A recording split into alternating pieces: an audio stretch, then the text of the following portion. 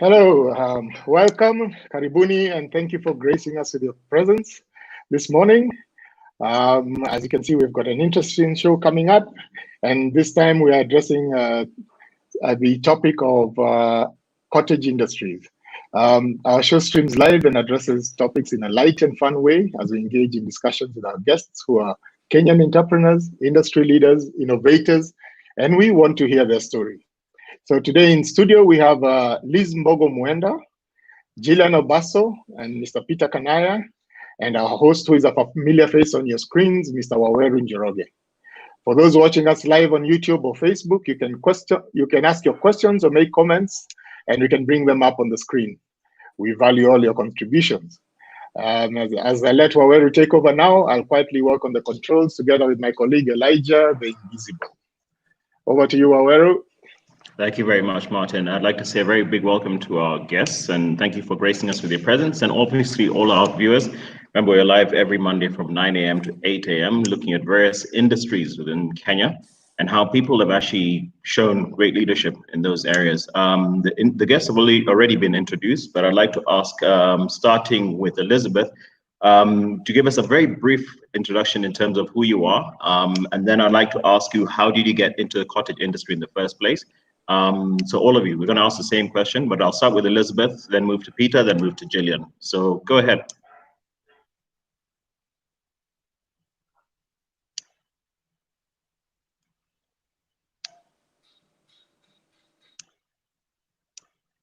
Okay, we seem to have some technical difficulties.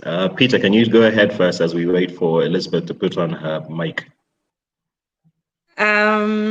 Yeah, there she is. Thank you. Sorry about that. No, fine. Yes. Thank you about that. Okay, so I got into the yes. Oh, there she is. Go ahead, Liz. Yeah. So I got into the cottage industry out of just sheer desperation. I was in the film industry then. I just finished the production. My date of delivery was due, and 2 weeks I went home and I got my baby, and I think out of the stress, because I just finished the production and then went to get ready, I got the baby and I had no breast milk. My mother-in-law was all over, flasks, porridge, I mean the whole shebang of, having your mother-in-law around. So my husband was in the field, he's an agronomist, and he asked the farmers, what do you do to your wife if she has no breast milk? What herbs or what do you give her? And they said, moringa oleifera. Yes, no one had heard about it, 2007, 2008. So he came home with this little powder and I used it, and within an hour or two, I was like a Frisian. I had a cup on one breast and the baby was talking on the other side. So, I mean, I was amazed. I've heard of pills for stopping breast milk. I've never heard of something that actually makes you have breast milk. And that was my start. So a year on, I quit my job in a production house. And I went home and I kept thinking about it. I started doing research, and then the farmers who had given him the moringa had actually grown the moringa for quite a while. An NGO came and they never came back to buy. Those stories you hear in Kenya. So he came back, he went there and came back with another 5 kgs. And I started giving to my moms and friends who I knew they had health issues, because the more I read, I realized it's well researched in Kenya. Climate change, Kenya agroforestry, wild agroforestry, they've done a lot of research and books. So that's how I came to now get into moringa, started educating people. I started with family, friends, then went to Ministry of Agriculture. I went to Calro. I discovered, it's actually researched, but it's not commercialized. So that's how I took it up. And from ground, just started, going for forums, going back to the farmers, doing agronomic training, in partnership with my husband, and a business began. Yeah. Okay, thanks, Liz. Peter, you want to take up the same question? How did you get into it in the first place? And a brief introduction of who you are.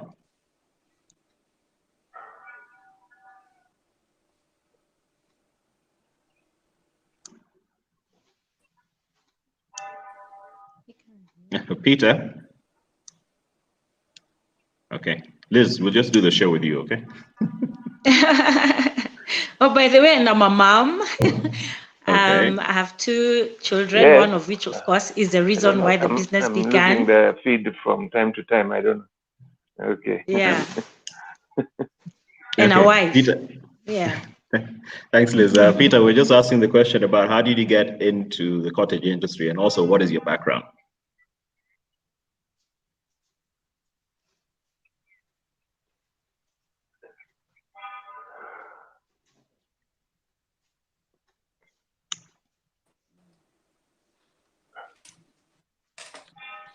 Okay. Background-wise, my day-to-day is I run an ISP which is based in South Sudan. I'm on the communication side of ICT.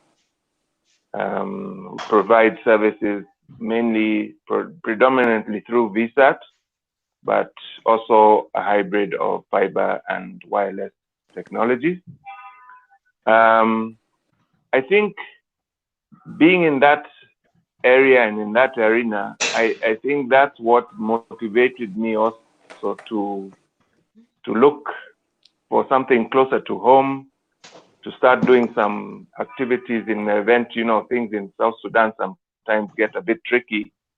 And I found that I was a bit vulnerable to things out of my control. So I decided many. The joys of doing a live show and connections. Jillian, I don't know whether you can hear me. Yeah. We're asking you, how did you get into the cottage industry in the first place? What is your background?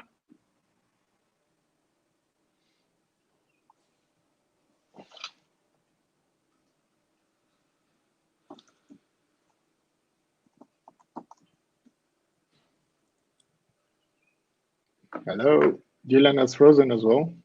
Okay, let me play some videos here. Liz, let's go to see some of Liz's stuff over here. Liz, once the video plays, you can undo your mic and you can talk over it. Let me start with the botanic treasure, a very interesting slide over here.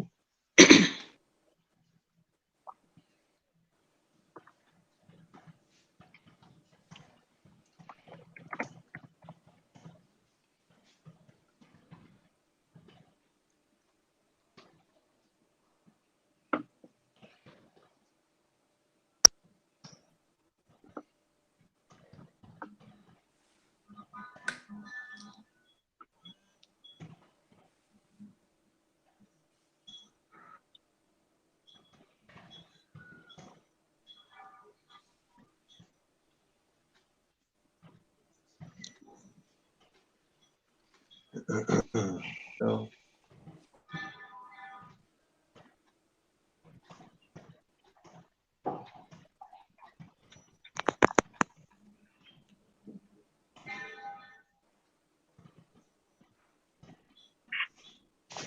Yeah. So,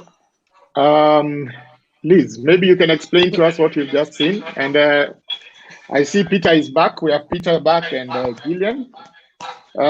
In case you can hear me, I can't hear you. Yes. Yeah. Okay, we'll sort that out. I just want to then ask Liz, just take us through the slides that we just saw in terms of, the products that are being referred to in the slides.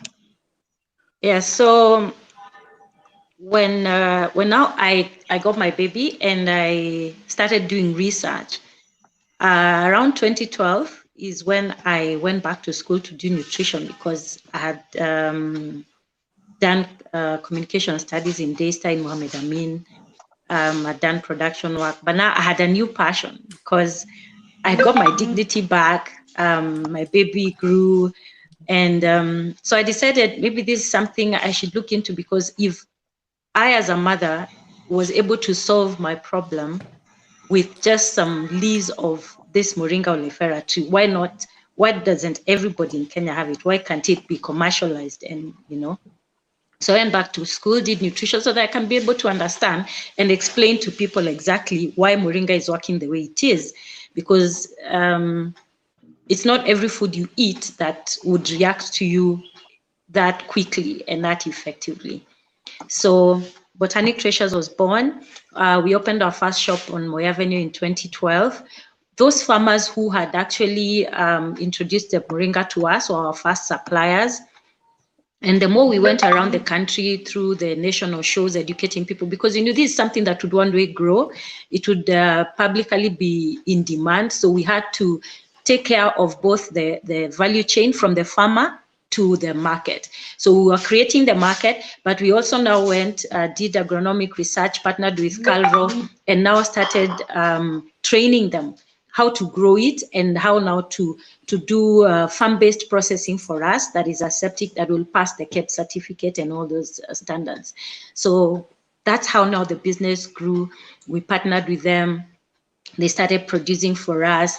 We started, we were connected to University of California, Davis by Calro, and they also were doing a lot of research. They had recipes, they had a lot of knowledge. They had also the drying knowledge. They had the farm-based knowledge on how to grow the spacing for the different, if you want leaves, if you want seed.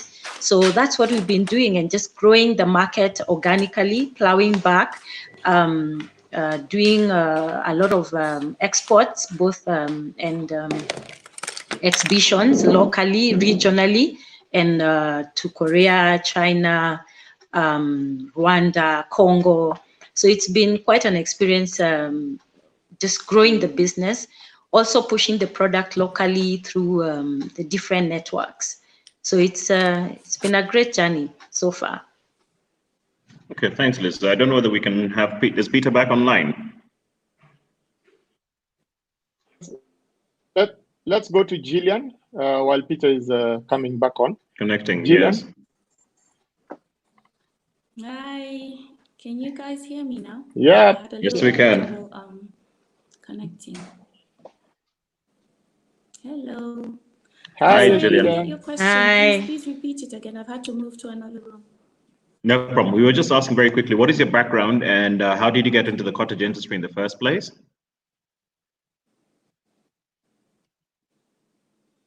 Okay, I'm going to go ahead and answer anyway. It's a bit choppy from my end.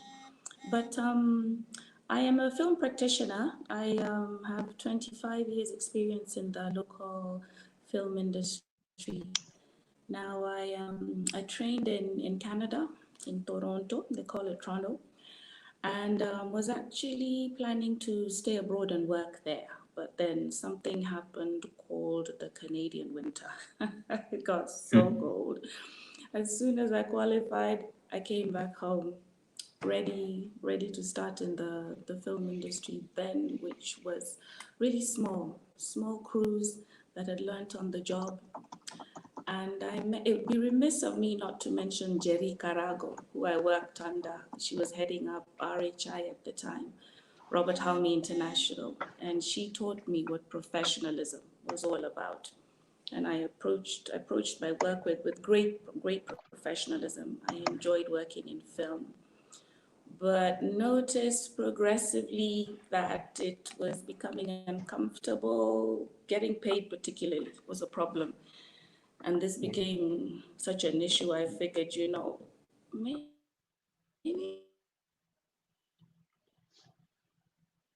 I'm not as good as a makeup artist as I think I am. So to a young boy who didn't resonate very well to me, being away long periods of time filming. And I figured I need to look at my skill set and what can I do? Now, when I was gone, I needed to make sure that my son had nutrition, good food available that, could be served to him and everything.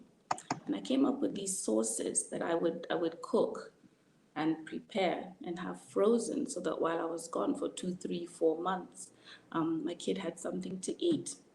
I'd come back home, I'd ask the nanny, where's the stock? Uncle Fulani, alipita mbili, sijui nani. And I said, guys, this can't go on. And everybody said, charge us for this stuff because we like it. And that's how organically I started making these sauces and selling them. The first person paid me for 10 jars and I hadn't even cooked anything. So that is how my Phoebe sauces actually started. It's something that I had in the house that people loved, and I took it to the market, and I'm hobbling now. I'll be standing soon and running eventually. So that's it in a nutshell. Thanks so much, Gillian. All of you are actually very diverse or different trajectories from what you had actually initially done. So my question then becomes, from what you are experiencing so far, what are the opportunities that lie within the cottage industry? Or put another way, what is the potential of the cottage industry in Kenya?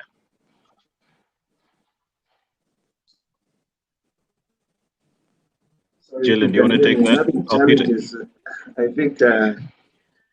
Not only challenges in the cotton industry. Went off for a minute there, so yes, I was going to say that the challenges are not only in the cotton industry; they seem to be in your house as well. But I was asking, from your experience, what are the opportunities that actually lie in the cottage industry in Kenya, or what is the potential of the cottage industry in Kenya?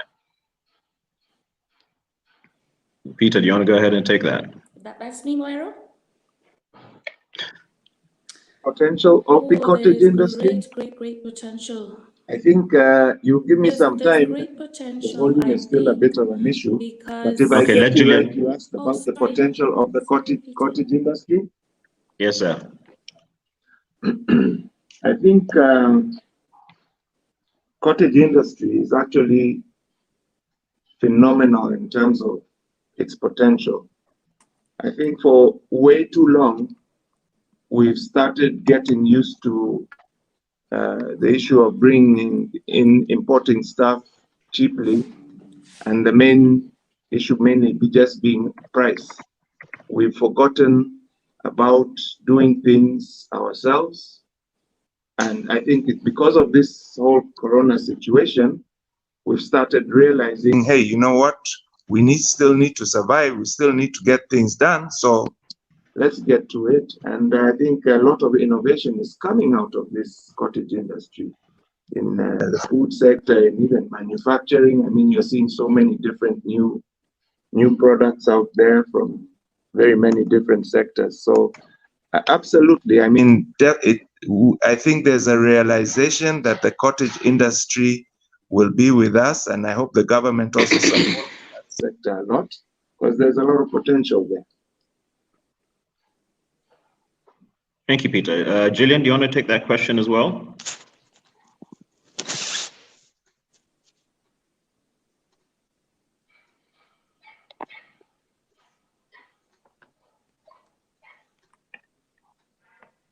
Oh, Liz, let's jump to you while we get Gillian on again.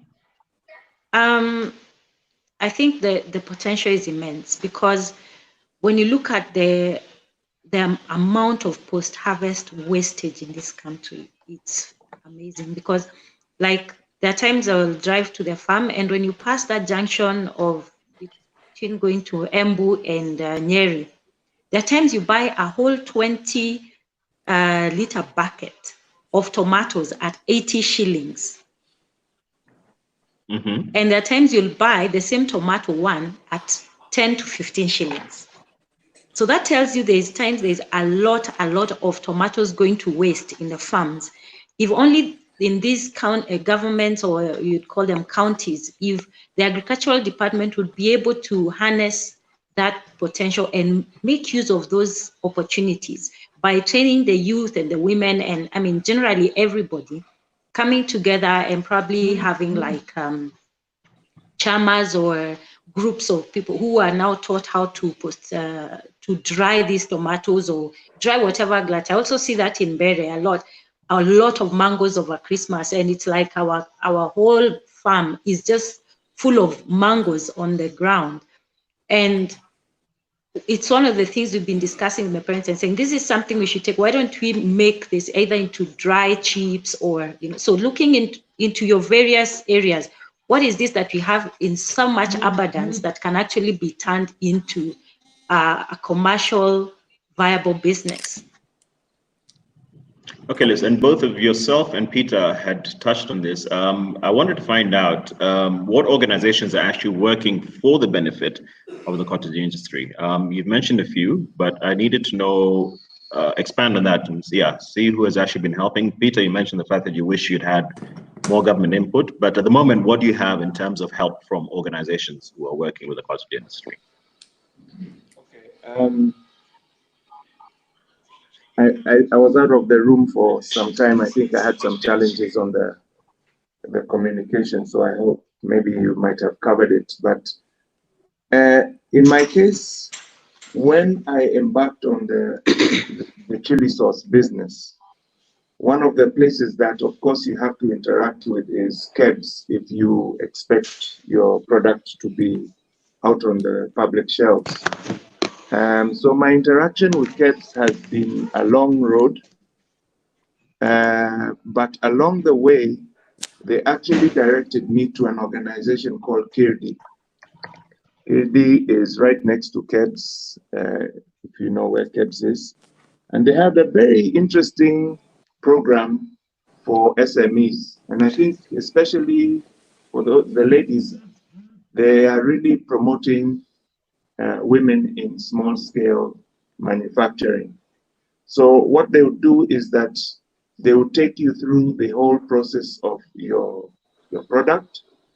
They will guide you in terms of, especially the health and safety parameters. And they would also guide you through the processes, assist you with the KEBS process, actually. The other advantage of Gr8leadership is that you can also house your factory or your processing facility within their facility, because the requirement of KEBS has actually become very stringent in terms of what your facility looks like, what you have on the ground. So to get beyond that, I don't want to say past it, but to conform, you can actually say you're doing your processing at Gr8leadership, and of course they have all the food technologists and everything there. On the day of inspection, they will come, KEBS people will come over to Gr8leadership, and you go through that whole process together. So I found that Gr8leadership was absolutely essential for me at the level I am. Maybe for people who are on a larger scale, who have their own bigger facilities, that won't be very beneficial to them because they need to show their facility where they normally do their production. Yeah, so I would definitely, kudos to Gr8leadership. They're really, really important in the KEBS process. Okay, thanks, Peter. Liz, have I'd you? like to. They're quite, yes, Gr8leadership and KEBS are quite helpful. And that comes in mainly the production, where you're now going into processing. I've had quite a lot of complaints with friends who have had either issues getting KEBS certification. One, I find it's always good to be straightforward and very open. If you're processing from your kitchen or you're processing from your home, don't fear. Just have them come. Don't fear that they will come and reprimand you. They are actually very helpful. They will come. They will assess what the space is like. Is it clean? So make sure if you're in production, have clean white walls. Be clean. Let them see that you're actually trying. Have the kabuti. Have your nice, cover your hair. Make sure your nails are cut. You're clean and your environment is clean. And they can see there are no bushes around, because they don't like bush. They don't like where they are suspecting rodents and things like that will come into your premise and contaminate what you're preparing. And just be very sincere. That is KEBS. And I've actually, from when I went, I've never I've never had a feeling that they were not for me to grow. So they are very helpful if you're honest and you show what you're producing and you explain your value chain, how you're getting these tomatoes. So when they pick the samples and go with them. Some other organizations that are very helpful now, once you're finished with the production, is people like Kenya Climate Change, KCIC. They are based at Strathmore. They are very helpful in terms of now getting you to have a good start in your bookkeeping, in even market linkages, giving you opportunities for expos locally and abroad. They do training on even KRA, on accounting, basic accounting, management skills, HR skills. We have people like Transformational Business Network. They're based in Westlands. They are also very good in terms of now taking you to the next level of growing your business. Once you have at least books that can project your business for the last 3 years, then now they actually are able to help you to move to the next level in terms of market linkages and also investors. Okay, That is thanks, if you're Liz. interested in investing. Thank you so much, Liz. We're going to put a pause on the conversation just now. Remember, you're watching Gr8 Live, or Great Live. Yes. I keep getting that wrong. Sorry, my bad. Gr8 Live, where we're talking about great leadership. This morning, we're looking at the cottage industry. And we'd like to look at some of the things that our guests actually do in terms of where their properties are and those kind of things. And then after that, we're going to get back in terms of some questions that have been triggered by some of our viewers. And when we finish those videos, I'm going to come back to our guests and ask them basically, what are the main problems, that you're facing specifically with your cottage industry, guys have already mentioned the likes of KEBS. We'd also want to be looking at things like law. I always do that. Every single episode, I do some kind of shrub. Anyway, so in the interest of this, plant a shrub and let it grow. But aspects of marketing, aspects of finance, managerial talent, competition with the large scale producers. So let's have a look at the videos and some of the slides, and then we'll come back and ask the question about what are the main issues or challenges you're having with your specific cottage industry. Adding green gold moringa to my stir fry of courgette, hibiscus, and a little garlic. And for that, I just need about that much. Yeah, you can even reduce if it's too much. Just to sprinkle and give it the nutrition that it requires. Yeah, and then I'll mix it.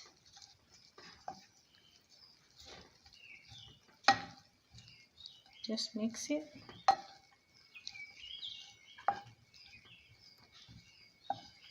And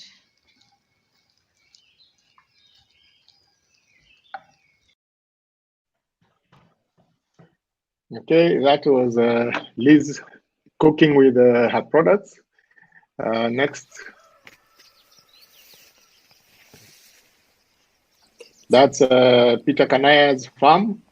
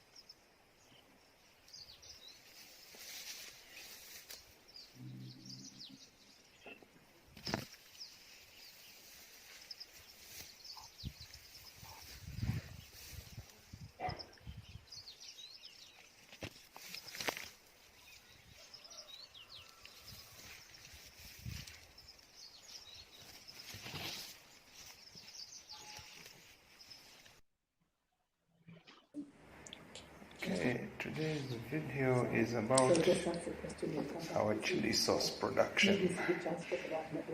New batch we made. We're getting more and more closer to commercial planning. Soon we may be talking about a small processing facility.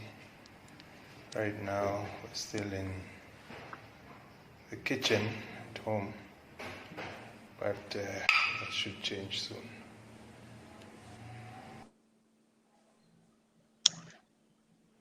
And Okay. what We are now doing the clearing of this block.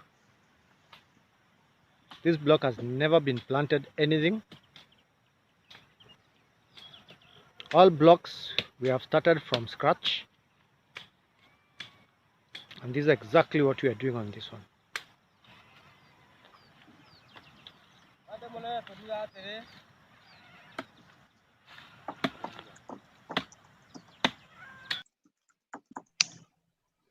Okay, just a brief overview in terms of some of the business or the business our guests are in and the cottage industry.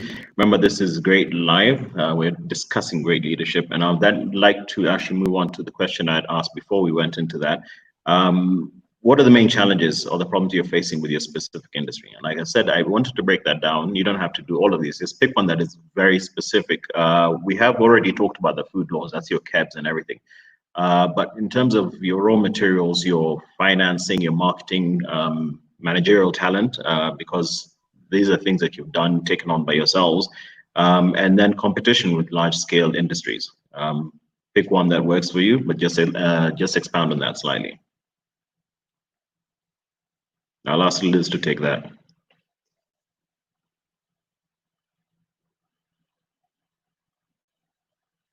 Liz loves to mute herself, doesn't she? Yeah, sorry. So there are quite a number of challenges that I think, in my space, we experience. One is being organic certified. Agriculture is the backbone of Kenya and the economy of Kenya. But I feel there's a letdown there, because if we want to grow both the local and the export market, and be able to produce and make a living in that, we are transforming livelihoods of both the farmers, yourself, and providing quality products to the client, there is definitely need for certification. So you find that the government has no, other than KEBS for the local market, the government has really not played a major role in international certifications, like we have the organic certification, we have soil association. Those are certifications you pay $1 million or more to be certified. So you can imagine if I have, like currently we have over 300 farmers, and we have trained over time 2,000 or more since 2008, 9 up to now. So you find you cannot be able to certify. You cannot be able to certify a farmer who tomorrow can sell your produce to anybody. It's not easy, and it's very expensive, because the more farmers you have, you pay per farm, because they're certifying the soil.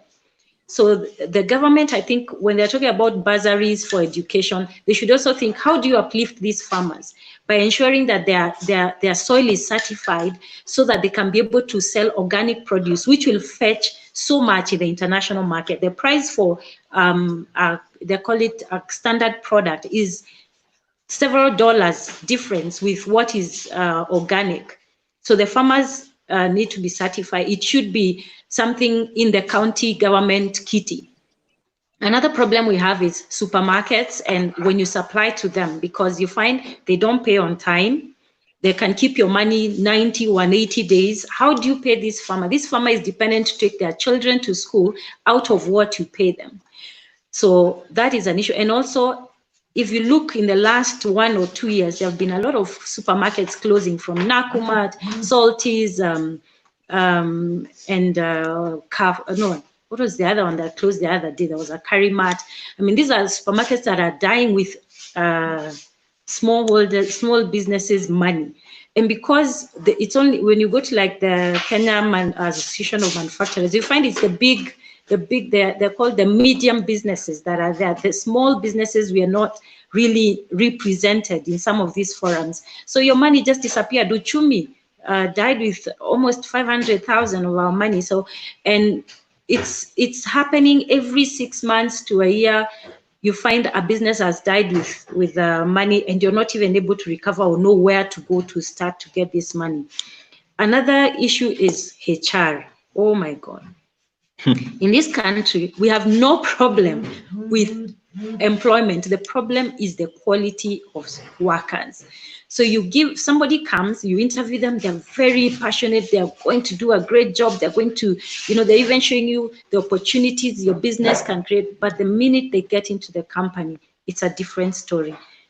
Nikuskumana, from, a few days down the line, it's just, to me, there's employment, but the quality is poor.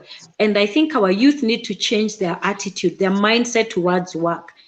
It should be, is there a passion for you to transform life, or is it just about the money? Because if it's about the money, in a short while, you'll actually realize this person is not mirroring the passion and the drive I have for my business. So you feel the urge to replace them or to keep looking. And a business is a family. It's a team of people who come together to solve a problem and to help humanity to make a change. Yeah. Okay, thank you so much, Liz. Gillian, if you can hear us, I'd like to ask that same question to you in terms of what are the problems specifically that you're facing with your cottage industry?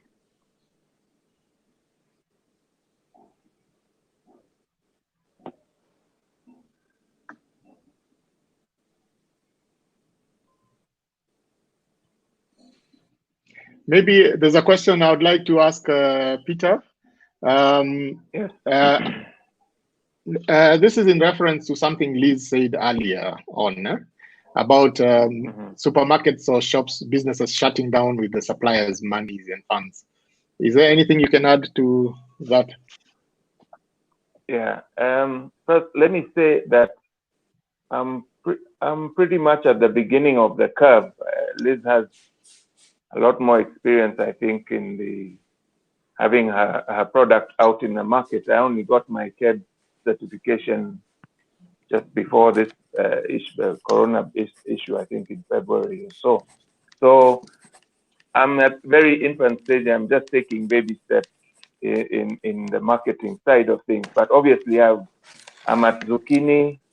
I'm in places like Karen Provision Stores at Hardy and in Karen itself as well. I have a few other outlets lined up.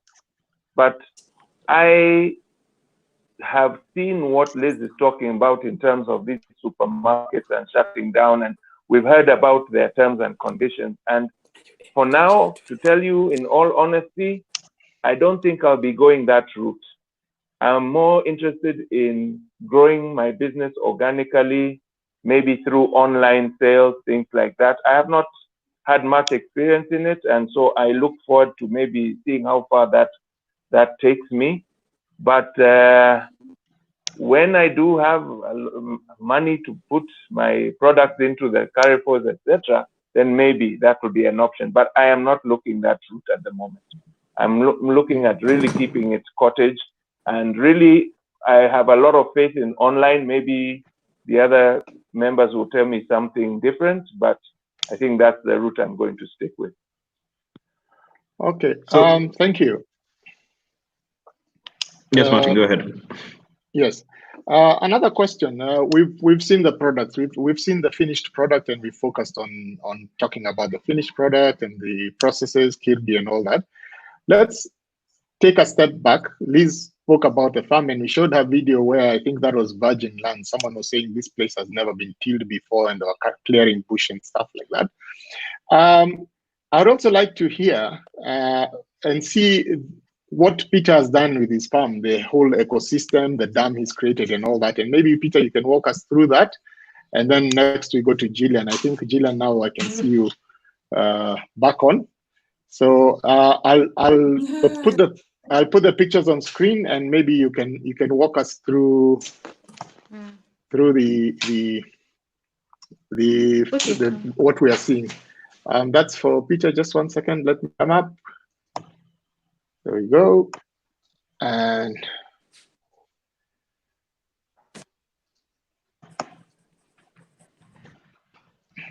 okay, there we go. Over to you, PK. Okay. Yeah, this is a section of my farm. I got this land. It's out in Kajiado, maybe about 20 years ago or so, and I never really knew what I was gonna do with it. I didn't really have farming in mind. I just wanted a place that I could be going out to on weekends, and But over time, I think I've had many Corona moments, I'll call them, where you have to think to yourself, oh boy, what am I gonna do if this thing I'm in doesn't work out? So a few years back, I decided definitely I need to do something. I said, let me take this farming thing a bit more seriously, since I had the money. Sorry, not the money. I had the land. I wish I had the money. The land was there. So rather than just leave it as an open kiwanja, let me do something about it. So you see, I've done things like dig a dam there at the bottom of the land that you saw. I've planted several trees, basically trying to use permaculture principles, stopping water in the shamba. That's a wall that you see there. That wall was not just done for the beauty. In the early days, when I used to think I was planting trees and things, I used to get visited by herds of zebras, which finished my crops and my trees and everything. So I had to start building that wall. I'm happy to say I haven't used a single bag of cement in it. It's just a piling of rocks. And it surrounds basically the area that I'm using to grow crops. My main crop, I think, I would say, is onions, as you see a crop in the ground right there. But the chilies also are part of what I do. I do several little different things. I haven't expanded the chili growing very large because I only grow what I need for my processing purposes. But obviously, I do have the capability to grow more.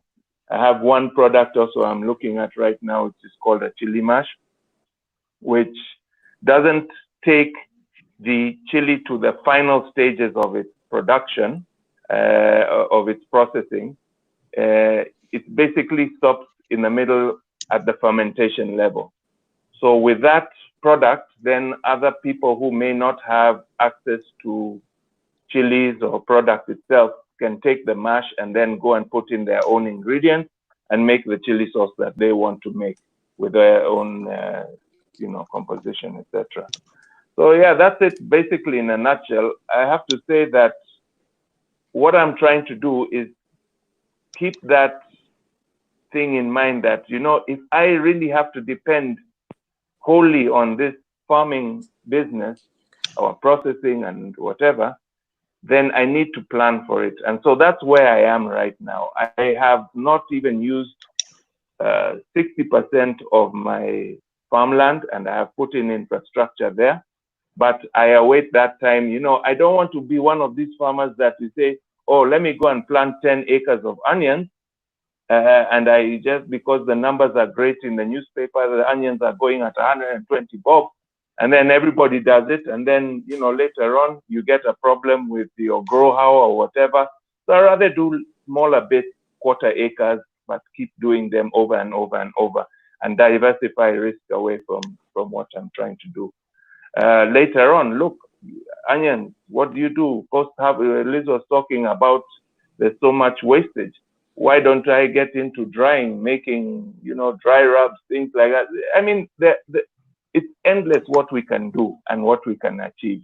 So it's just a matter of really sitting down, and also let's not also have this herd mentality. Just because somebody is doing this and there seems to be good money, we all jump into that. Take a different path, see where it leads, diversify a little bit, have 10 different things you're doing. choose the ones that work. And that's the way to diversify this risk away, you know.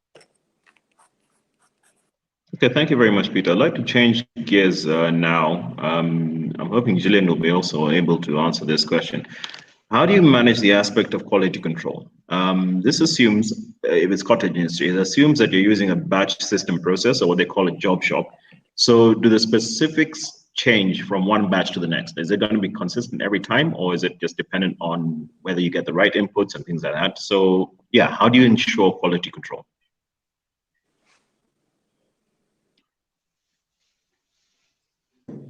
I'll ask Liz to take that as we wait for Gillian then. So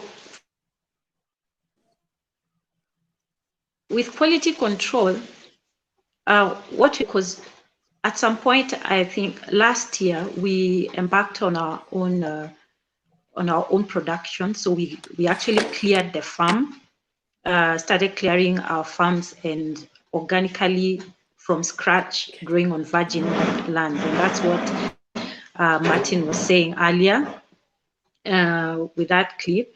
So that also helps us, because when you have varied farmers, what we do is we put them in groups, and we have them drying in one particular drying unit, and they employ somebody to do it. So that ensures, so let's say a farmer, maybe there's a bit of, maybe there's low potassium in the soil, and the moringa has more yellow leaves. So then that cannot be dried as a premium product. All right. The premium product has to be, the leaf must be green, and it must be harvested early, before 10 o'clock. So that helps first to now ensure that there is color continuity. But there are times when it will be too hot. You cannot control. It's nothing to do with the soil or the fertility. It's just, it's hot. So there, being a natural product, then the customer must understand it cannot always be a nice shade of green. There are times it may be a bit lighter, and that's just the climatic issues playing at that. But in terms of now other things like foreign material or things like that, then that's now in the production process, where you check to ensure that there's all the leaves are consistent. And we don't pick any milled product from farmers. We only pick, they bring to the drying unit, and the drying unit, the manager there is the one who now sends the product to us. So the farmers are not involved in, per se, the hands-on processing, so that we ensure that there's a proper handling and production. Thanks, also Liz. to ensure cleanliness, yes, to ensure cleanliness, yes. Cleanliness is very important. So that is a stopgap for us to ensure that there is proper cleanliness, and also the taste, because moringa is hydroponic. So you'll hear people saying, "Oh, moringa is just so bitter." Not all moringa is bitter. It's bitter because of poor handling. If it's processed poorly, it's left to out, and it pulls water from the atmosphere, then it becomes bitter because it ferments. But if there's proper handling, moringa it has a green earthy taste, a little like a vegetable taste, but it's not bitter. Bitter is because of poor handling. Okay, thanks, Liz. I need to find out whether Gillian can answer the same question.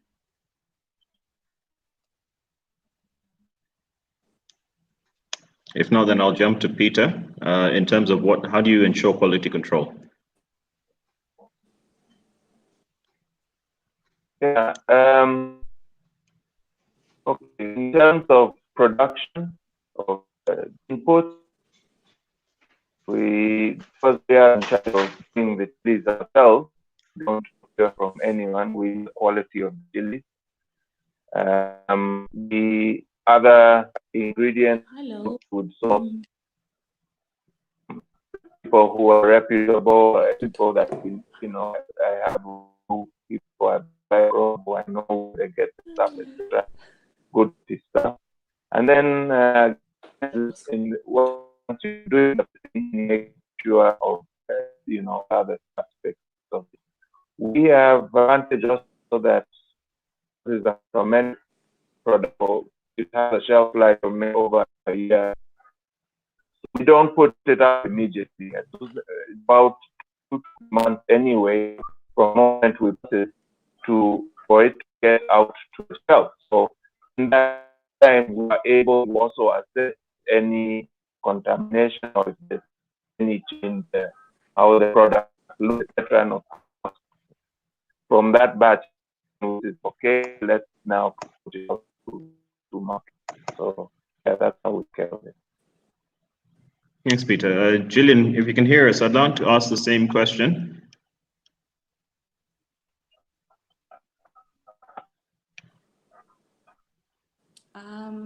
Did I hear my name? Yes. Please jump in. Go ahead and just speak because I'm having connectivity challenges. Go ahead and speak and hope everybody can hear me.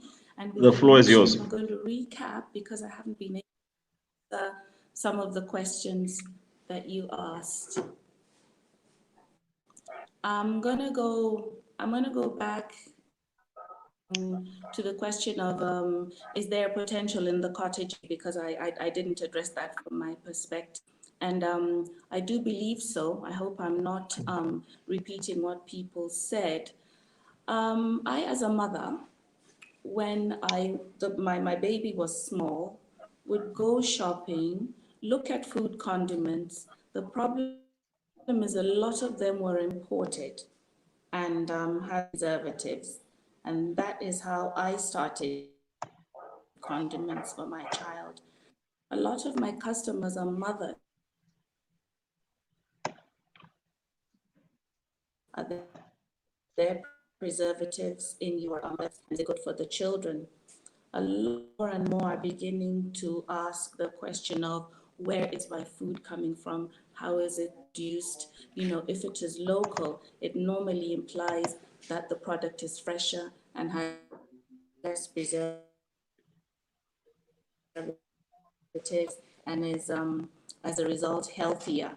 So in agri-processing is also wastage and overflow.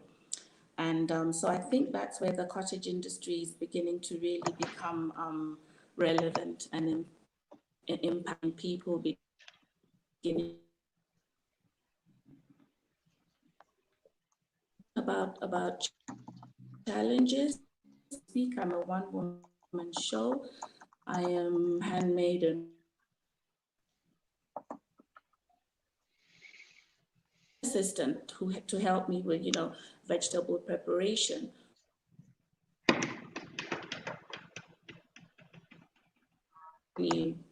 Organogram, I think they call prepper marketing.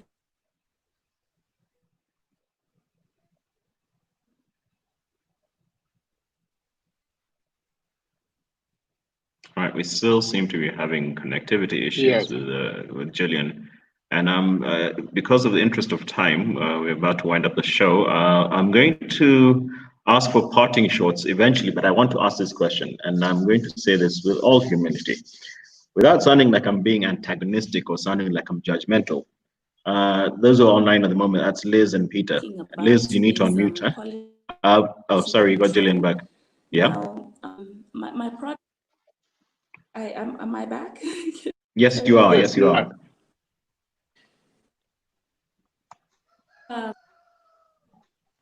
KEB certified, and the KEB certification follows a very stringent process. They come in.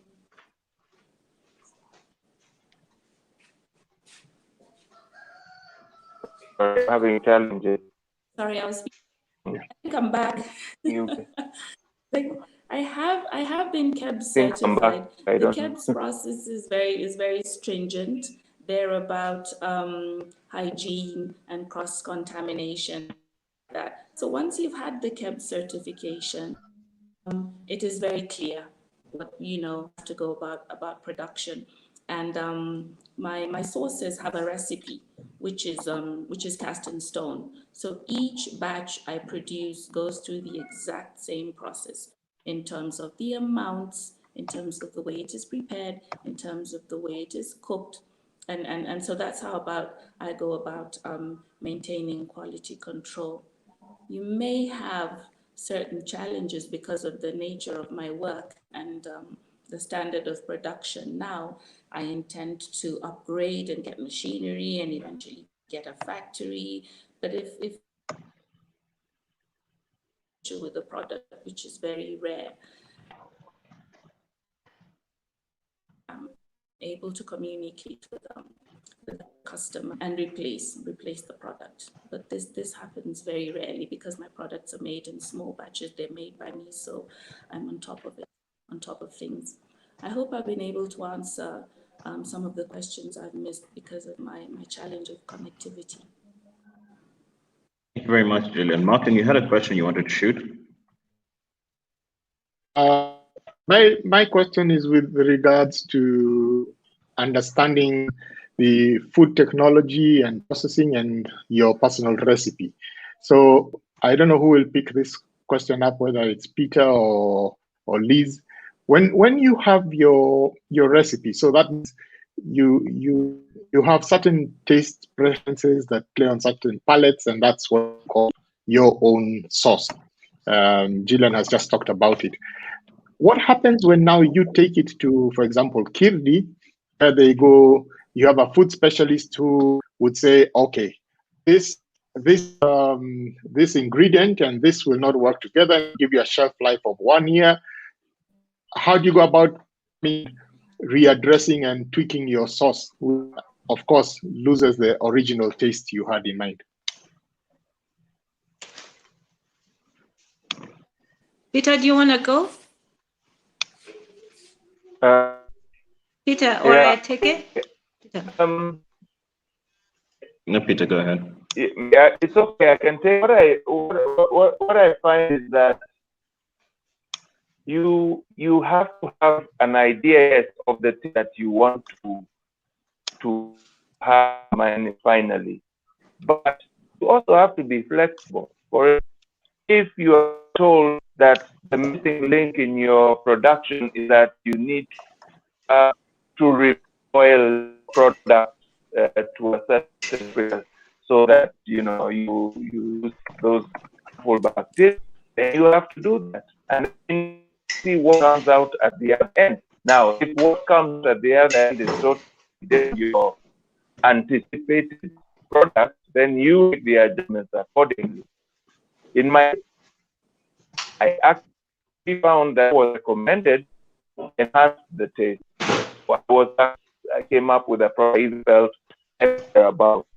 But in cases, what they're looking for is not much the change, and they're very well aware of this. They will not ask you, or you need to put more lemon juice or something for it.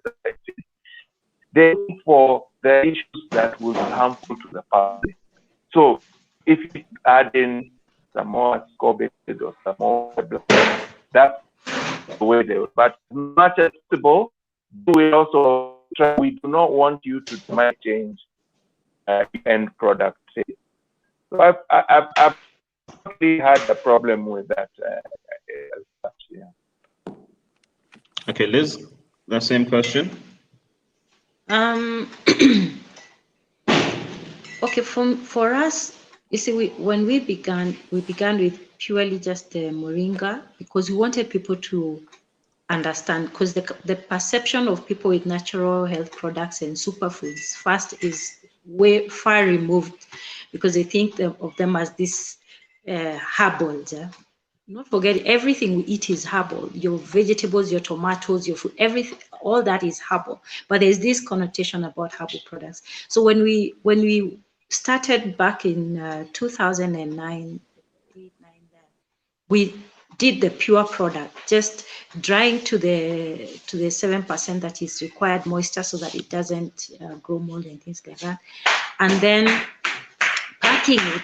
Yeah, so we did that, and we wanted people to first build the trust, and we start with that, and then over time we began developing blends. And that you basically do different prototypes until you are satisfied with what you like, and you sample it. So we'd sample it with our family, with our friends, and that helped now develop the product. into what it is. So you have the base of what you enjoy, but then you work on it. Yeah, you work on that, and you keep improving, and you keep improving until you have quite a lot of feedback that is positive, from family to friends of friends. And yeah, and of course for us the key was to ensure that we had stable production. So at the beginning, because you cannot be able to balance between production in the factory or in your kitchen and farming, then you must ensure that you have reliable farmers, you have reliable people who you know they will not let you down. When you say, I want 100 kilos in 2 weeks, I want 1,000 in 2 weeks, they can be able to achieve that. Then now you work your way back and you now concentrate on your core, yeah, or you have somebody in your company who now, like for us, my husband, who's also my partner in the business, he manages the value chain from the farm. I manage the marketing side. So, and he's a chemist by profession. And also studying. So we develop things together, and we keep changing, and that's how we're able now to come up with like the moringa teas, which are stevia sweetened, because you know Kenyans are sweet tooth. So we ensure that we put a bit of stevia in there, and it's palatable. And we have the moringa for those who can add to soups. And like Jillian, I've given her samples of moringa to do some magic with her sauces. We can also do the same with pita. So it's, you know, right now, everything is very health focused, very immunity focused. So even as we are making as we are processing now, and COVID is here with us, we don't know for how long, it means the products that we are producing now must have a more health, a more superfood inclination, because the body requires that high level of nutrition to be able to be resilient and to fight off COVID. Okay, we've pretty much come to time, but I'd like to ask this question very quickly, and then I'll ask each of you for your parting shots. I needed to know, has there ever been a time, obviously, because we're talking about great leadership, and we're looking at entrepreneurial spirit and how people have actually managed to get where they are right now. But has there been a time at which point you just said, you know what, I give up. I don't want to do this anymore. I'm going to go and, you know, race cars or whatever the case may be. Was there any point, or which points in time where you just said, I give up, this is not going to work for me? And following that question, then just let me know what your parting shots are.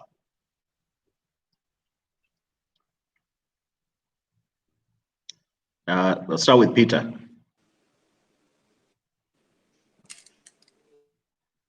Okay. On the question of give up, that has never been in my mind at all. I have had, since I've never been in a very, very stable employment situation, I can say, even though my industry looks a bit, you know, concrete and etc., but I can say that I've always had to think of the next thing. What happens if this doesn't work? And of course, you go through life with many disappointments, but you get the next one, you go and about other things, and it also drives you to create another avenue so that you don't have to fall into that trap.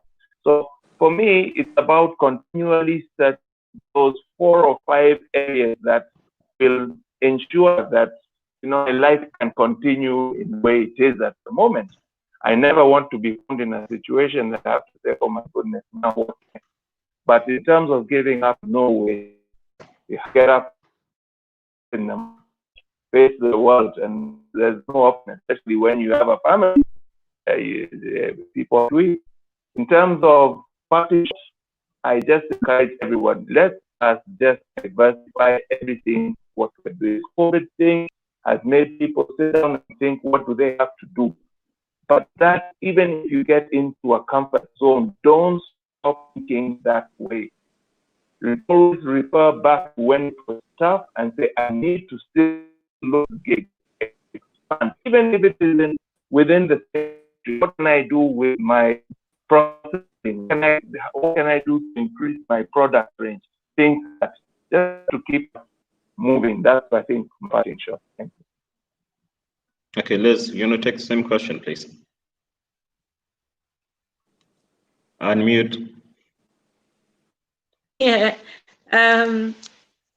Yes, actually, when I quit production, a steady income and I'd been doing it for about, I think it was 8 or so years.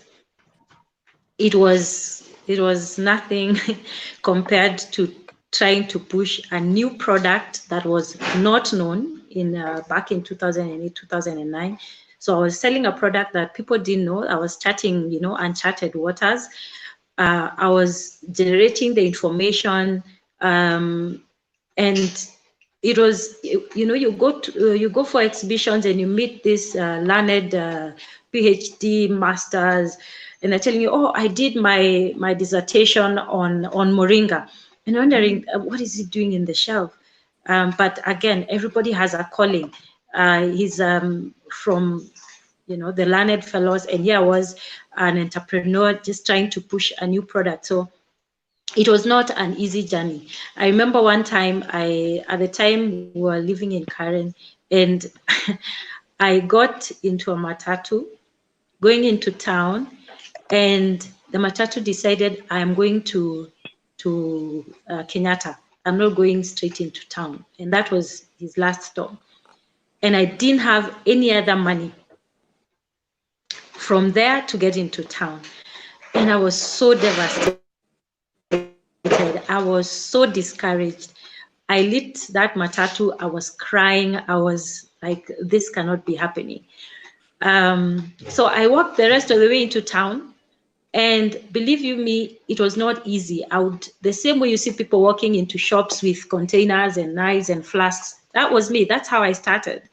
And there are many times I would carry so much than I would sell, because you start with a packet. I would have brochures and I would hand them. If I sat next to you in the matatu, I would give you the brochure. I didn't have the courage to stand, and the way people I hear in this in the transit matatus and buses, but I would give you the brochure. And back then, internet was so slow. So by the time somebody gets, takes that brochure and calls you to tell you, oh, I read about it and I would like to order, it would take days. By the time I sold 10 packets, even 5 packets, 15 packets, there was a celebration in the house. And there are many times I felt like, how is this going to be? But for me, the success stories, people telling me, oh, my pressure was 200 and something and above, and now it's, the doctor is very happy. I've just been taking moringa in water and in food, in soup.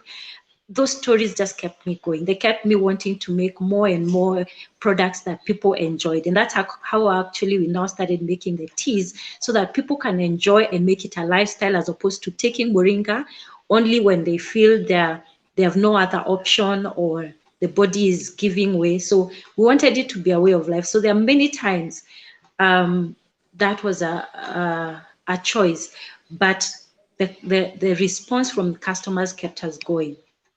Again, when you look at just how that whole value chain, when I look at the number of homes, you meet somebody the first time, you meet them in a group, you're seated outside a mud hut.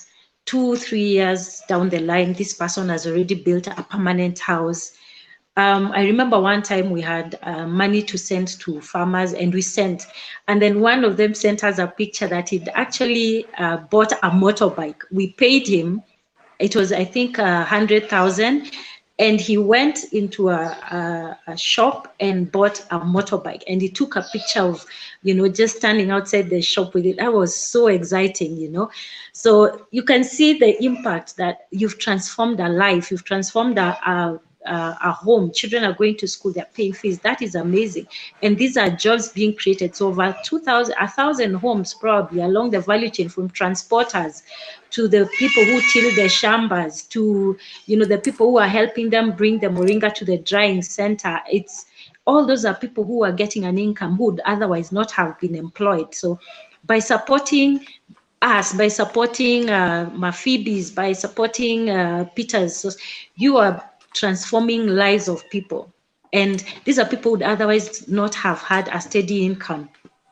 And then now the customers, the people, you need energy, you need, if your body is healthy, you're more productive. So to me, that there's nothing as you know, exciting as knowing that somebody who would otherwise not be productive or alert or give their, you know, their all can be able to do it more effectively when they enjoy our products. So that, to me, the health improvement is amazing, and it goes all the way to, you know, the government achieving what it wants. If we have less stunted children, if we have less children who are malnourished, actually in Kenya now, 26% of the whole population is malnourished. You either have hidden hunger where your body is not having the right nutrition, but you don't know because the food you're eating either has low nutrient level, but you think you're okay, only to succumb to certain ailments because of deficiencies. So if our foods and our sauces and our teas can be able to you know, meet that need, then we have achieved our purpose on earth. Yeah. Okay, Gillian. And for sorry, me, Elizabeth. the parting Yes. shot would be, we always ask young people, who do you want to be? What do you want to be? But for me, I think the most important question is, what problem? And we've lost Elizabeth. Yeah. Sorry, Elizabeth. We cannot all be. We didn't hear that. I was saying we cannot all be employed, Yes. but we can. Most of us can create an opportunity to employ others. We have that chance. So if we ask the young people, what problem do you want to solve? Then the person now begins to think, what is it? What do I need to do to be able to solve this problem? What do I need to learn? What do I need to master so that I can solve this problem? And for me, that is, it changes the conversation at the table and it makes young people more proactive. All right, thank you so much, Elizabeth. Gillian, I hope you've been able to hear and are able to respond to that last question.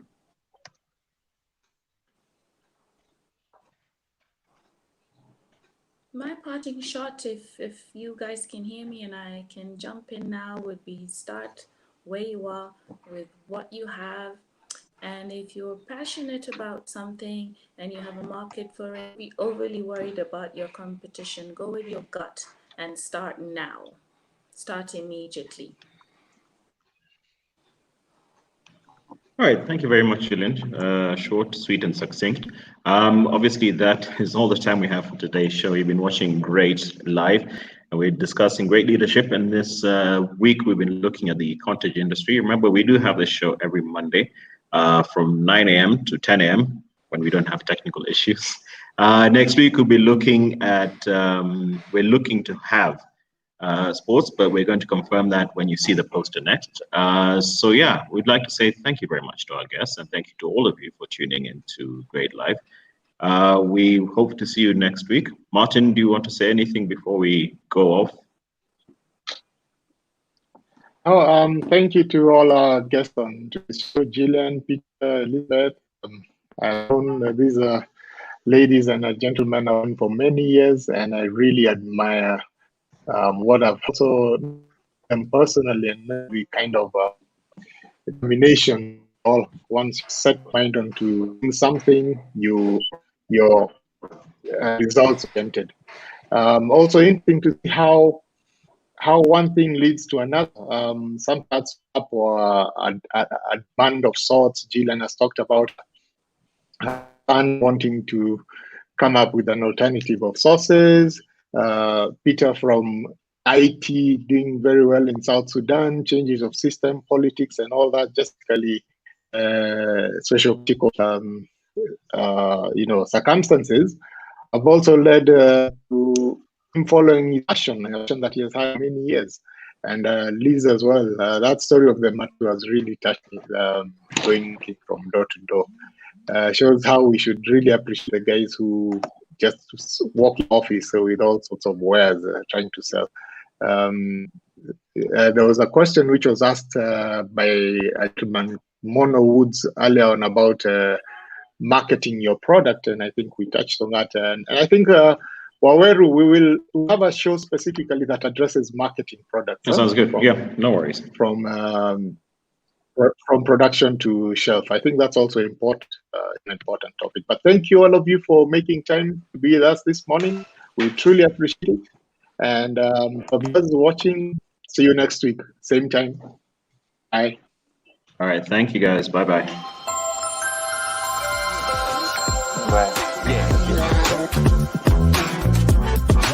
Bye.